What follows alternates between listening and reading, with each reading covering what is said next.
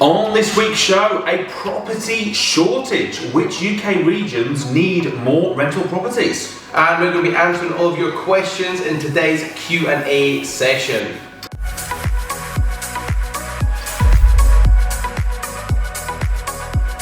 Welcome to the Property Investors Podcast. Thanks so much for tuning in. Make sure you subscribe so you never miss an upload. You can catch us on Apple Podcasts, Spotify and YouTube. Enjoy this week's show and don't forget to share it with all your friends. Hey, I'm Russell Leeds. Hey, I'm Alistair Cunningham. And welcome to the Property Investors Podcast. How are you doing? You're looking really very well. I'm really good. I've just got the train out to come and see you. And we're going to hear it film, so I'm all good. We just come off the back of a 4-day marathon. It was long, wasn't it? Like, we've not done a 4-day marathon for some time now. And coming out of lockdown, obviously we're back to full stream ahead live events.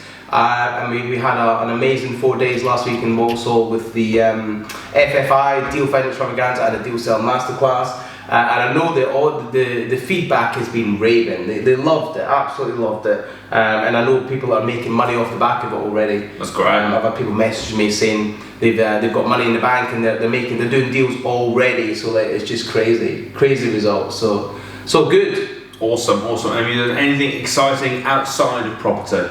Outside of property, no. I was, to be honest, I've not been very well the last few days. So I've just been chilling out and resting. No, not like that. We're all good. I just got a bit of a blocked nose and things like that. But other than that, it's all good.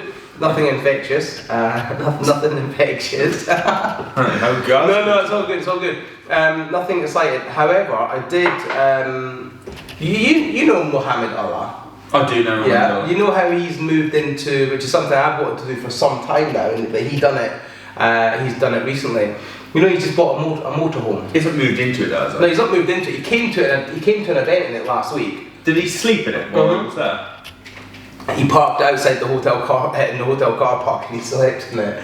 But he's bought a motorhome. He's bought himself a motorhome to rent out. Yeah, just. He's getting £1,000 a week from that. Okay, so interesting question. Is that let's do you think that's a good investment? 100%. Yeah. Alright, see, I don't. Okay, why not? Well, let's debate it. Yeah, cool. Let's discuss that. We can have two topics in this week's show because that wasn't meant to be coming up. That wasn't supposed to be. Now, I'm not 100% sure that I don't think it is. Okay. So I'm very interested in it. My gut reaction is stupid investment. Alright, let me tell you why. Okay, right. Go on. So 60 grand he bought it for, and he bought it for cash. Because you can't get a mortgage on a motorhome. Okay. You can get obviously sort of like car finance, I suppose. I don't know. Okay. But I know you can't get a mortgage on it. Okay. Right?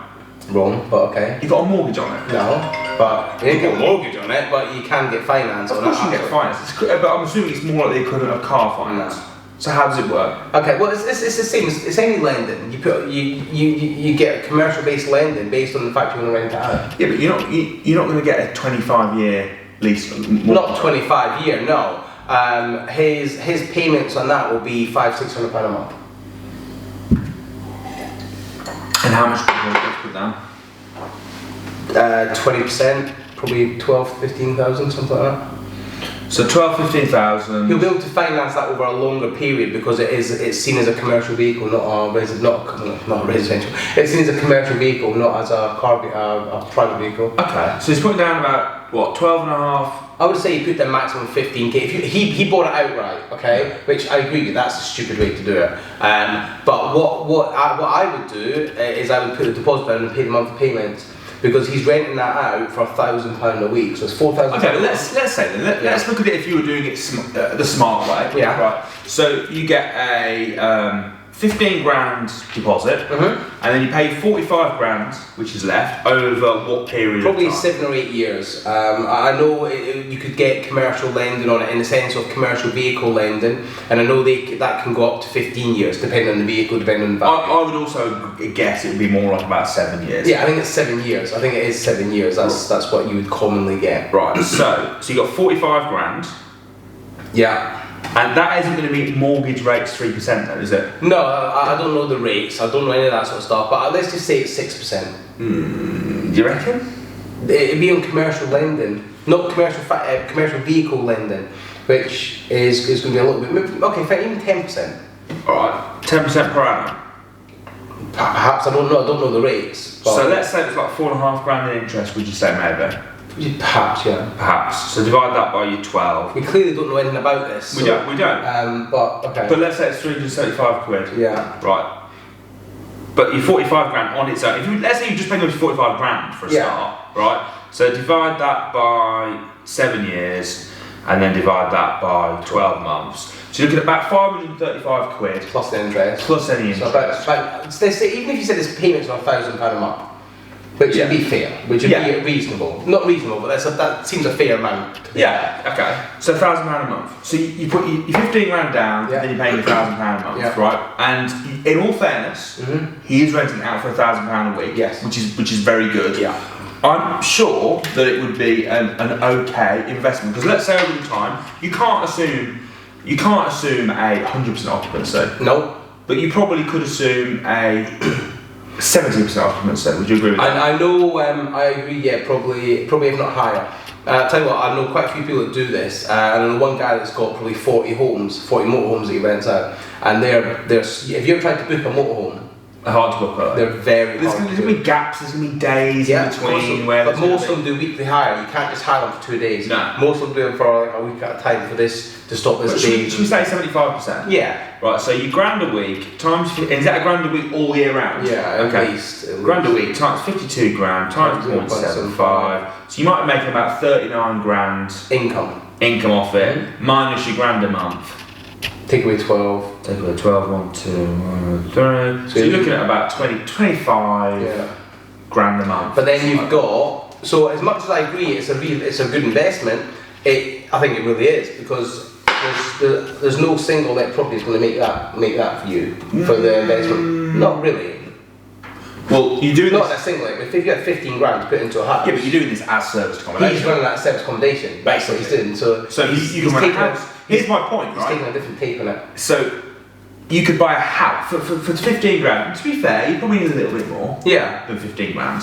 But for a bit more, you could buy an apartment in a pop-in place that you could probably rent it out for £1,000 a week as well. And you get the appreciation. And you get that's going down in value. Not as much. It won't go down as much as you think. Dude, 20 years, how much that'll be worth? I know it'll be worth less than a house, but well, how much will it be worth in 20 years? Is it going to be worth 60? Is it even going to be worth the same? No.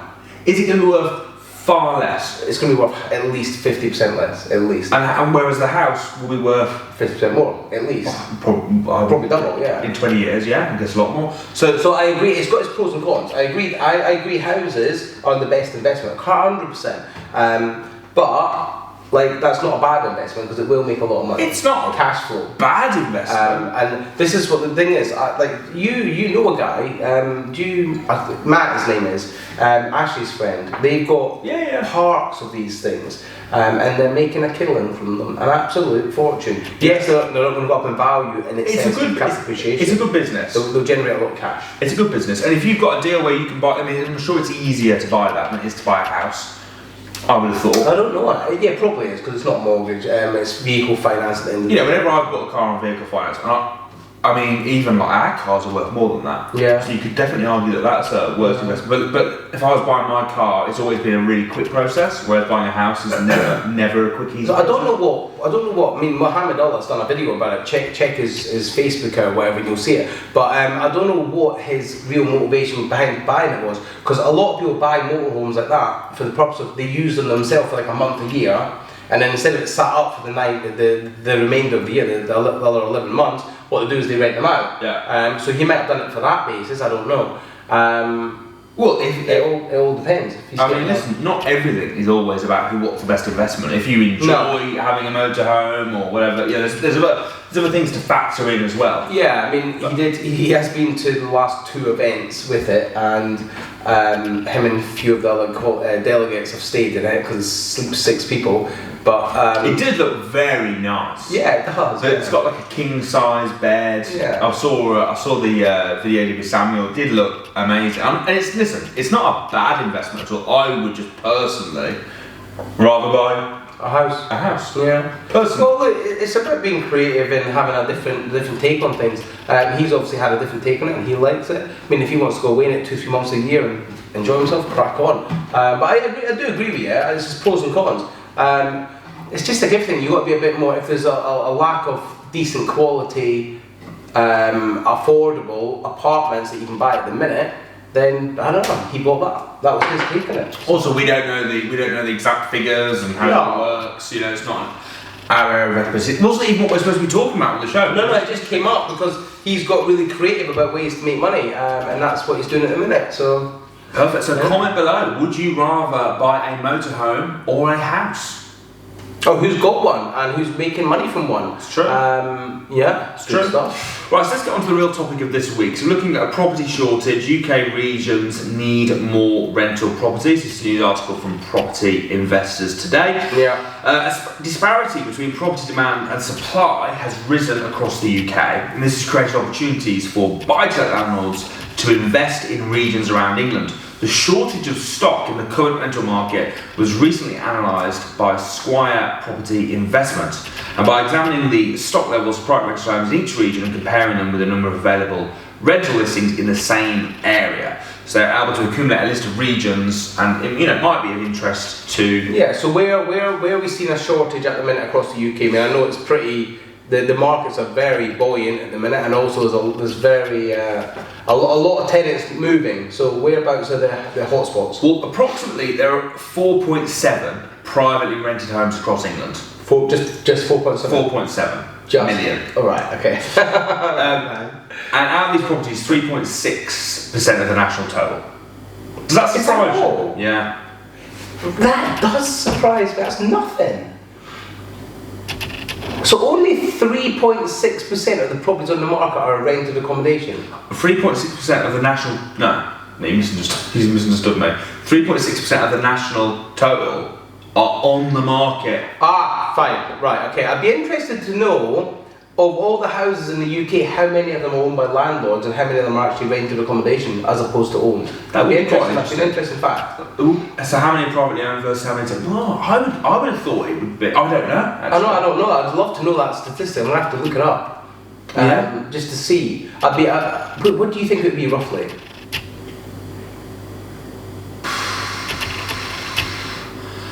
I think it would be... I think most people own their home. I do as well. But I think a lot of people rent. I would guess it would be about 35%. But I might be way off. It's the sort of question that Ricky would ask us. And I would say 35%, and he would go yeah, that's nothing. I think it's going to be 10 to 15%. You reckon much less than what I think? Yeah, I think 10-15%, somewhere around that region. Well, what do you guys reckon? Just if you're watching this on YouTube, comment below, and we'll look it up during the show. We'll look it up during the show. Right. So here are the regions, and this is the percentage of the properties that are available that are rented properties. If that makes sense. So in the southwest, there's only 1.5% of rental properties are currently available. So it's very difficult to... Wow, that's not a lot. I wonder what that is in numerical terms. I know it's a percentage, but I wonder how many, what number... I can tell you. Go on. So there are 520,000 private rented stock available that are around. Yeah. And there are 7,802 out of that that are available. Not a lot, is it? Because obviously with COVID and that, a lot of people are moving out of London and moving to various places, and the southwest. Southwest. I was about to go never eat shredded wheat. never eat shredded wheat. It's kind of this area. Yeah, the southwest. What's where we live? Yeah, it's been very popular. But it's very popular. The southwest, has been very, very popular. For people moving to, also down Dorset way, down in the really, really southwest, been very, very popular, and it's pretty shocking. Well, it is very low. So southwest 1.2, northwest is pretty low, 2.2. So if you're looking to invest in the southwest or the northwest, it's not a bad area. 2.2%. Northeast 2.4. Yorkshire and Humber 2.5. West Midlands 3.1. East Midlands, the Midlands isn't as good, 3.2. The East of England, where's the worst place with the most available rental properties? Where do you reckon? Is it just England or is it Scotland and Wales? Just England. It's got to be... And it's by a mile, by the way. Oh, is it really? It's 7.2%. Which is like double anything else. I would imagine on the east somewhere, east coast. London. Is it? It is in London. London. Wow, that's it. I knew obviously the rental market in London's become a little bit stale in the sense of prices are not going up, they're going down. But I didn't realise it was that bad. Yeah. But saying that, I just said 10 minutes ago that people are moving out of London because during the 12 months from March to March of COVID, over 400,000 people left London, moved out of London. It's interesting that actually it's the highest. It's got the most available because you'd think London, you'd be like, oh, it's really a safe bet. Yeah. It's going to be, you know, everyone's going to want to do it. But think about it, why do people come to London generally? Generally, what's the main reason people are in London? It's for work. Yeah. Generally for work, okay? Now, with COVID, what did that teach us? It taught us that actually a lot of jobs that people do in offices can be done from home. So therefore, a lot of offices are closed, and therefore then people no longer need to be in London for their office, so they can then go back to wherever they come from. They can move back outside London to where they come from, where they're going to get more affordable housing, they're going to get a better quality of life in the sense that they've got more space, they can enjoy life a bit better, and don't need to be in London. Don't you think that? Don't you think that as things start to go back to... I was met with a friend yesterday and they used to work in central London, but due to this they're working from home and stuff at the moment. Yeah. And they were like, oh, I'm really enjoying working from home. I did really like it, but do kind of miss, you know, coming out of London and there being restaurants and coffee shops and, you know, he used to be outside Hyde Park was there, and, you know, I do kind of, I think that, you know, everyone's like, whoa, we'd have to have to go to work, man, amazing. But after a while, people are going to be like, actually. I agree. I miss the like we used to come. We had an office in central London, and it was great. We used to come. We used to go out for something to eat. We used to meet up. We used to do whatever. They used to do much work. No, I'm kidding. We did, of course we did. But it was just good, and I know the staff liked it because they had a day every day where they'd come in. They'd meet up and. They'd get stuff done because working from home can be a little bit sometimes lonely. And I know I was actually speaking to somebody on Saturday. I was out on Saturday in Covent Garden, and I was chatting with somebody there, and the same thing. They work in marketing, and they work for a very big company, but all of their staff, apart from anyone that's in production, has to work from home. Is this someone you were chatting to in London? Yeah. What was her name? Ange. Okay. I just knew it would be a female, that was all. Carry on. Yeah. Her name was Ange. Sorry, she was out there with a friend, so it's fine. But it was a birthday party, so her name was Ange. Anyway, how old is she? Marketing, I don't know. 21? She's getting married next month. Okay. Right, anyway, not to me either, right? Okay. Of course not to you. Okay, so... You're just there on the hen party, right? No, right, anyway, she works in marketing. Right. All of her company, it's a big company, they all have to work from home unless they're on the physical production side of things. And she was saying the same. She loves being at home, but she also misses the buzz of the office. And she worked Fenchurch Street or something like that, I can't remember. But it was just bang in the centre, really busy, and her company are putting everyone back into the offices soon because productivity. We will. I do think it will happen. I do. You know, a lot of people are talking about, it's the new thing, but I do think what will happen is we'll creep back. Yeah. We'll take lessons from it. Yeah. We'll still do. We'll go. We could do this meeting over Zoom rather than going meeting up. And there'll be things that I'm sure we'll do, but I do think we'll go back. And I do think that London figure. Do you think? Start to drop. I think it will come down as well. But do you think productivity has gone up or down with people working at home? I think it's gone down. I think it's gone down massively. Would you buy in London now? It depends. Right now, the prices are dropping. Prices are dropping, but it depends what you want. If you want long-term growth, then yeah, I would. Because if prices are dropping, which they seem to be, then yeah, I probably would. But it depends if it's worth that drop. If it's not dropped that much, then no. My landlord's trying to sell his house. He's been trying to sell the apartment I live in for like 2 years now, and he won't budge the price. He wants 1.1 million for it, and he won't drop the price. But realistically, in the same building, in the same block that I'm at, there's the same apartments for 950,000, but he won't drop it because he can't drop it. You can buy one of them instead then. Exactly. Buy number 29 instead of number 31. Like he just doesn't clock it. He's like, no, I'll hold out for the right price. I'm like, okay, you'll be holding out for a long time then. But crack on, whatever. It's your problem. Mind you, I wouldn't sell either if I owned it now. No, I wouldn't sell now. It depends. You don't know I don't know the situation with regards to mortgages. He might have a mortgage worth 1.1 million. I don't know. I don't know that situation. But it is interesting because I've been looking around London for just say to him, I may be yeah, he's a bit of a dick. To be honest. Remember the video last week? Yeah. Landlords are. Yeah. He falls under that category. I hope he's not watching this. If you are Alastair's landlord and you are watching this, Alastair has just announced to not the world, but we get about 5,000 listeners a week. So to 5,000 people that you, sir, are a dick. And on that bombshell, it's now time to move on to this Q&A. Thank you. Alright, questions this week. I've actually just had one come through right this minute. And this is from a lady. It's on Instagram. This comes through just a couple of minutes ago. I was watching it as it comes through. It's from Mary Scaife. Mary Scaife. Okay. Scaife. Yep. And Mary Scaife, what? Excuse me. Mary Scaife wanted to know.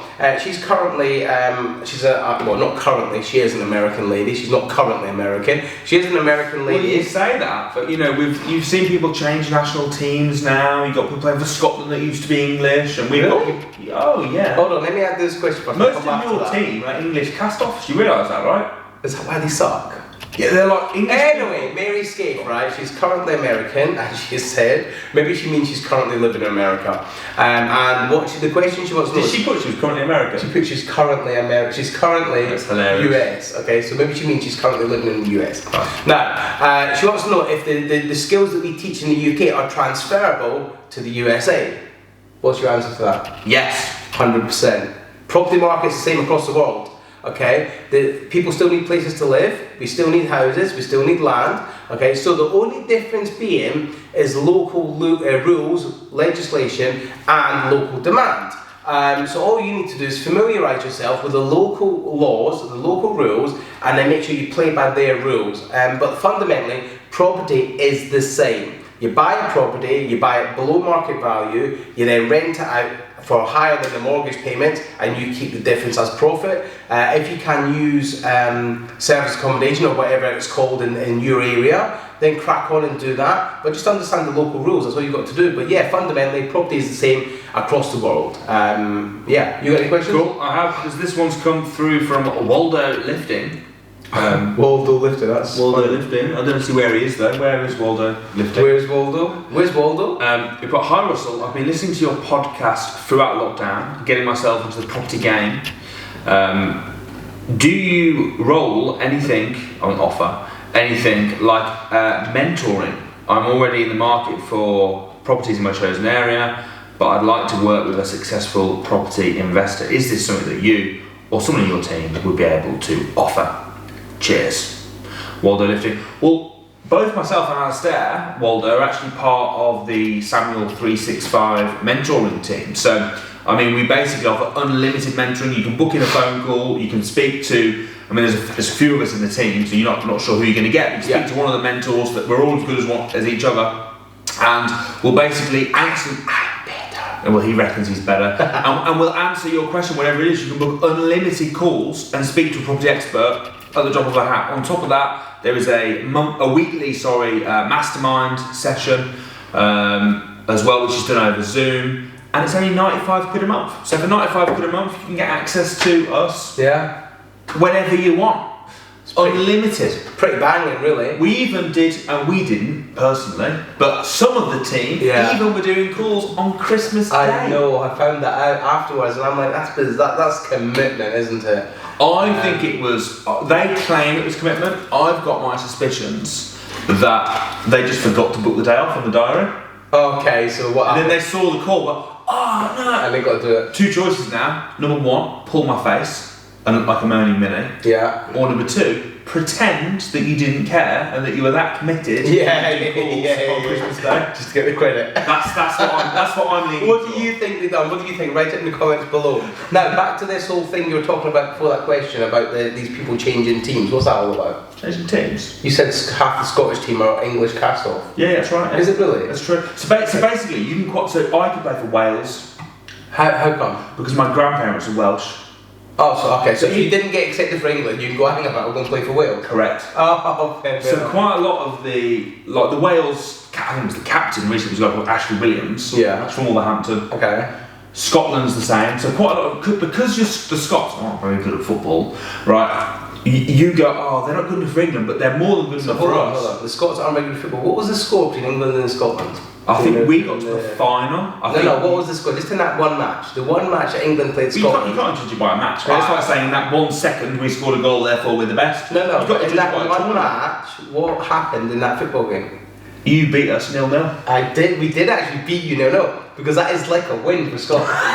It really is. I saw a little thing that was like this granddad. He was like, back in 2021, we Scots beat the English 0-0. It is like a win. Also, have you been watching the Olympic Games? I haven't watched any of it. I've not watched it. I've only saw as it finished yesterday. Yeah. I've only seen little bits of highlights. I've not watched any, but I've seen highlights. Okay, now apparently Britain done really well. We did. Like the same medal tally. We're on the same team now. Yeah, Britain. But did you see the transgender weightlifter? Yeah. That. What do you think of that? What do you make of all that? Oh, wow! You've opened a can of worms now, haven't you? Why don't we talk about it off air? Okay. If you want to give your opinion. I think it's utter bullshit. Okay, there you go. I think it's utter tripe. I absolutely do. What I actually think is, if she, he, whatever, she wants to be transgender, crack on. Yeah. Do what you want. I agree with that. I don't have no problem with that. However, to allow her to officially compete in a women, I think it's going to ruin. It's going to ruin women's sport, which I think is a real shame. Do you know the funniest thing, right? I saw a Facebook meme afterwards, and it said it was a picture of Mike Tyson in makeup wearing a wig, and it said meet Simone Tyson, the latest female boxer. Oh, that's so funny. I think it's a real shame. I think it's a real shame. Yeah. But you know, on that bombshell, we're gonna leave it there. That will cause controversy. Don't comment about that. No, you can if you want. I don't care. Okay. But I'm sure some of you will be offended. But anyway, it is what it is. Listen, Wednesday night, 7 p.m. We'll see you there.